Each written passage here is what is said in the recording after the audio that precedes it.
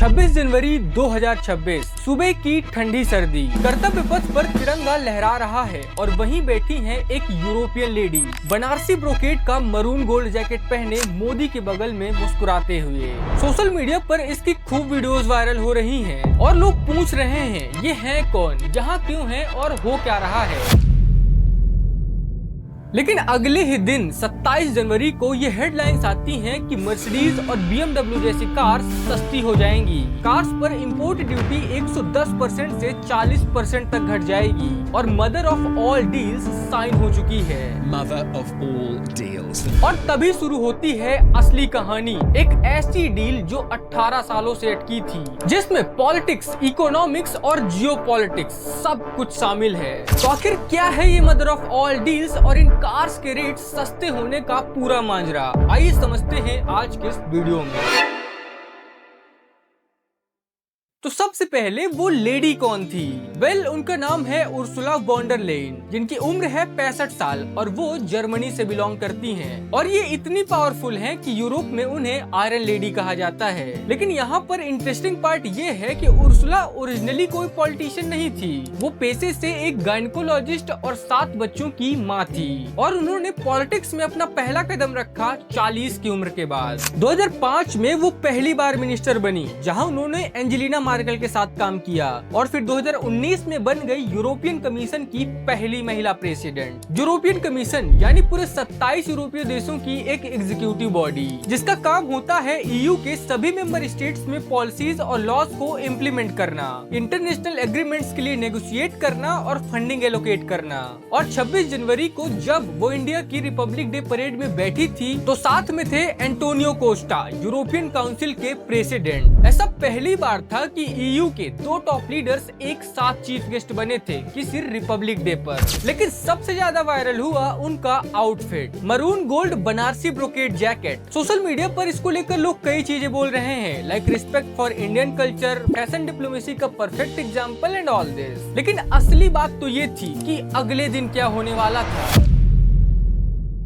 27 जनवरी 2026 सुबह 10 बजे मोदी और उर्सुला की मीटिंग, हाई लेवल डेलीगेशंस और सारे कैमरास बाहर और फिर अनाउंसमेंट। आज भारत ने अपने इतिहास का अब तक का सबसे बड़ा फ्री ट्रेड एग्रीमेंट संपन्न किया है। Free trade agreement sounds boring, right? लेकिन जब उर्सुला ने इसे मदर ऑफ ऑल डील्स कहा तो लोग चौकन्ने हो गए। We delivered the mother of all deals. Mother of all deals आखिर ये है क्या?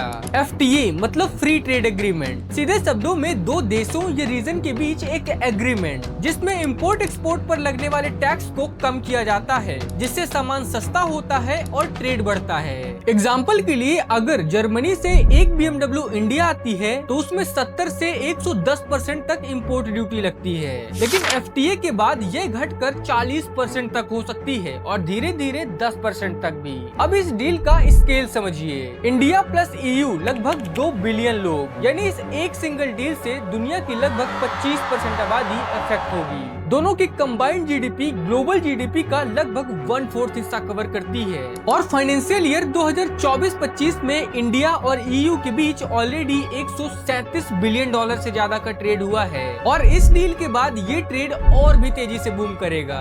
पर अभी भी आपके मन में एक सवाल खटक रहा होगा कि आखिर इसे मदर ऑफ ऑल डील्स क्यों कहा जा रहा है? बेसिकली इसके 3 सबसे बड़े कारण हैं। पहला, ये इंडिया की अब तक की सबसे बड़ी ट्रेड डील है। दूसरा, ये डील्स 23 अलग अलग तरीके के पॉलिसीज एरियाज को कवर करती है, गुड्स से लेकर सर्विसेज और इन्वेस्टमेंट से लेकर इंटेलेक्चुअल प्रॉपर्टी तक। और तीसरा, ये सिर्फ एक ट्रेड नहीं है, ये एक जियोपॉलिटिकल पार्टनरशिप है।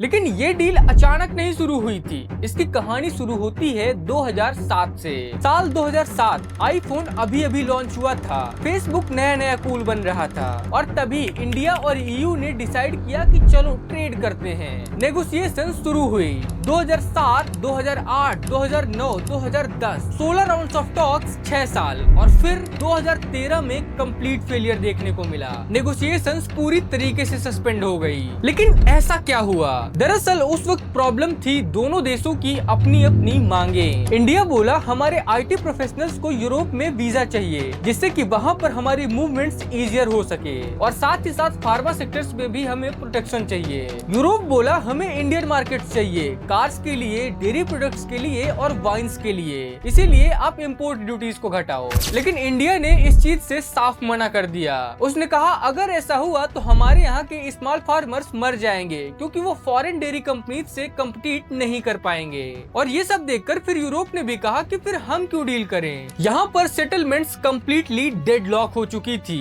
2013 से 2021 8 साल तक इस डील पर कोई बात नहीं हुई। लेकिन फिर 2022 में चीजें बदलने लगी। 2022 रशिया ने यूक्रेन पर अटैक किया और यहाँ से यूरोप को समझ आया कि चाइना पर पूरी तरह से डिपेंड रहना काफी रिस्की है और इसीलिए हमें अपनी सप्लाई चेन्स को डाइवर्सिफाई करना होगा। और इंडिया उस वक्त स्मार्ट गेम खेल रहा था। वो रशिया से कम रेट्स में ऑयल खरीद रहा था और साथ ही साथ वेस्टर्न कंट्रीज के साथ अपने रिलेशनशिप भी मेंटेन कर रहा था। लेकिन फिर आया the real game changer. August 2025 Donald Trump दोबारा से अमेरिका के राष्ट्रपति बने। Donald Trump will be the 47th president of the United States. और उन्होंने क्या किया, इंडिया पर 50% टैरिफ लगा दिया। ट्रंप ने कहा मोदी रशिया से ऑयल खरीद रहा है, इसका मतलब वो इनडायरेक्टली पुतिन की वॉर को फंड कर रहा है, जिसके चलते तुम्हें भी इसका भुगतान करना पड़ेगा। Now it's double the rate as punishment for buying oil from Russia. और इसीलिए पहले 25% टैरिफ, फिर एडिशनल 25%, मतलब टोटल 50% टैरिफ लगा दिया, जिसकी वजह से इंडिया के $48 बिलियन वर्थ के एक्सपोर्ट्स इफेक्ट हुए। लेदर इंडस्ट्री, टेक्सटाइल्स, ज्वेलरी, सब कुछ। छोटे छोटे एक्सपोर्टर्स के लिए यूएस मार्केट ऑलमोस्ट क्लोज हो चुकी थी और तभी यहाँ पर इंडिया को जरूरत हुई एक अल्टरनेटिव की। और यूरोप परफेक्ट टाइमिंग पर था, उन्हें भी चाइना से दूरी चाहिए थी और इंडिया को भी दूसरा अल्टरनेटिव। और इसी वजह से दोनों के इंटरेस्ट अलाइन हो गए और 2022 में नेगोशिएशंस फिर से शुरू हुई, इस बार सीरियसली, क्योंकि अब फेलियर का कोई ऑप्शन नहीं था। 12 राउंड्स, 3 साल इंटेंस नेगोशिएशंस और फिर 27 जनवरी 2026 को finally deal done. We delivered the mother of all deals.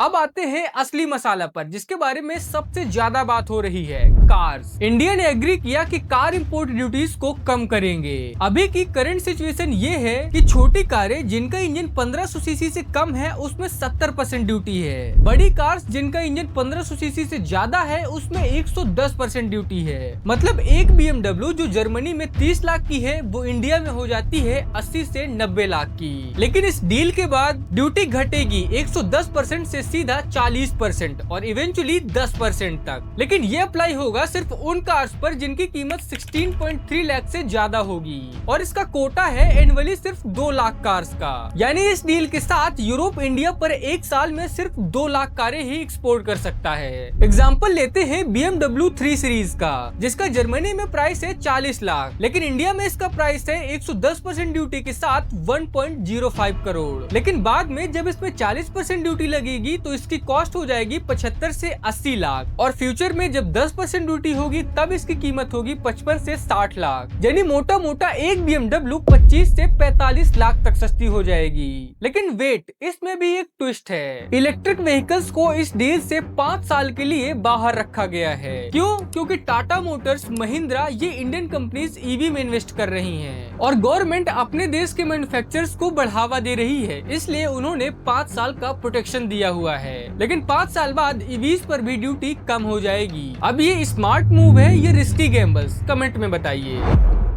अब सवाल ये है कि आखिर इस डील से किसका फायदा है और किसका नुकसान। पहला, अगर आप एक लग्जरी कार ऑन करना चाहते हैं जैसे BMW, मर्सिडीज या फिर ऑडी, तो ये कार सस्ती होंगी और ऑब्वियस सी बात है इसमें आपका फायदा होगा। दूसरा, इंडियन टेक्सटाइल सेक्टर। यूरोप में एक्सपोर्ट बैरियर्स कम होंगे, गारमेंट्स पर 0 ड्यूटी होगी और टेक्सटाइल वर्कर्स की जॉब सिक्योरिटी बढ़ेगी। तीसरा, फार्मा कंपनीज, जेनरिक मेडिसिन का एक्सपोर्ट बढ़ेगा क्योंकि यूरोप इसके लिए एक बहुत बड़ा मार्केट है। और चौथा IT प्रोफेशनल्स, लिमिटेड वीजा से रिलैक्सेशन मिलेगा एंड विद द टाइम उनकी मूवमेंट इजियर होगी। और अब आते हैं उन पर जिनको थोड़ा लॉस होगा।